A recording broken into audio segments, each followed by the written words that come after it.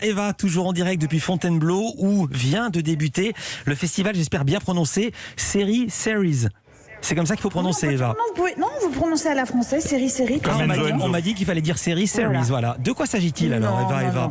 En fait, je suis effectivement dans un cadre absolument magnifique à quelques mètres du château de Fontainebleau, où pendant 4 jours, il va être question que de séries, ou presque. Il va être, parce qu'avec une liaison, c'est quand même moins bien. Série, en fait, c'est un rendez-vous annuel qui fête ses 10 ans d'existence et dont l'objectif est de mettre en avant les séries européennes en présence des créateurs. C'est vraiment un lieu et un moment où le grand public découvre l'envers du décor, alors grâce notamment à des rencontres, des masterclass, des expositions, et puis grâce aussi à des projections, comme ce soir avec la série franco-italo-britannique Leonardo, qui raconte le destin de Léonard de Vinci. Ils dessinent un monde idéal qu'ils veulent montrer au monde. Moi, je dessine ce que je vois. La nature est la plus belle œuvre d'art, le seul acte parfait de la création. Par exemple, le vol des oiseaux, ou les méandres des rivières, ou les histoires qu'on lit sur les visages. Je veux reproduire ça, et non je sais quelle pâle imitation. Alors, Leonardo, c'est vraiment l'exemple de ce qui se fait en ce moment en termes de création européenne, à savoir une méga coproduction entre plusieurs diffuseurs.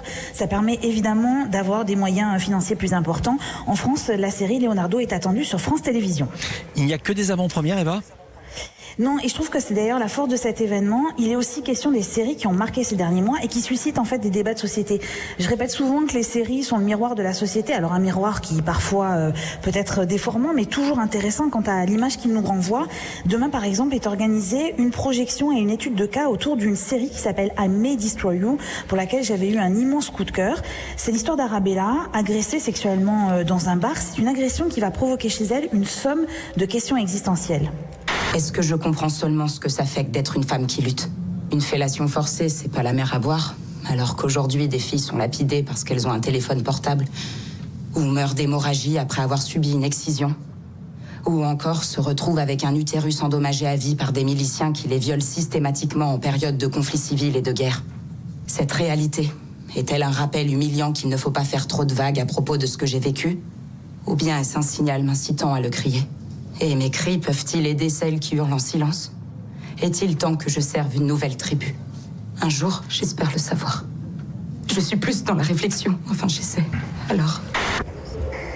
Alors, cette série qui est toujours disponible sur OCS, c'est quand même l'occasion de s'interroger, entre autres, sur les notions de consentement, de féminisme en 2021. Et Fontainebleau, ce festival de Fontainebleau, c'est tout ça. C'est à la fois du divertissement et des réflexions de fond sur les séries.